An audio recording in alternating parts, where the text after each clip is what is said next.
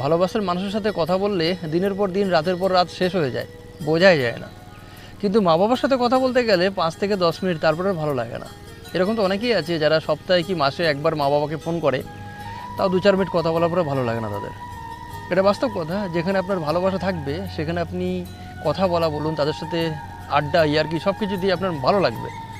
সেটা মা বাবা হোক, আপনার বয়ফ্রেন্ড হোক, গার্লফ্রেন্ড হোক, যেই হোক না কেন।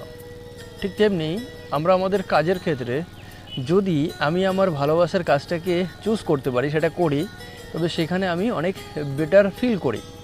সেখানে হয়তো ইনকাম কম হতে পারে, কিন্তু সেই ভালোবাসার জিনিসটা যদি আমি পাই, সেখানে যদি আমি আমার সর্বোচ্চ চেষ্টাটা দিতে চাই, দিতে পারবো। কেননা যে কাজটা আমি ভালোবাসি সেটা আমার ভালোও লাগবে, সেখানে সময় বেশি দিতে আমার ভালো লাগবে। আর আপনার ভালো লাগা, ভালোবাসা আর বেশি সময় দেওয়াটা আপনাকে ওখানে একজন এক্সপিরিয়েন্স পার্সন তৈরি করবে, আর সেটা আপনাকে বহুদূর পর্যন্ত নিয়ে যাবে।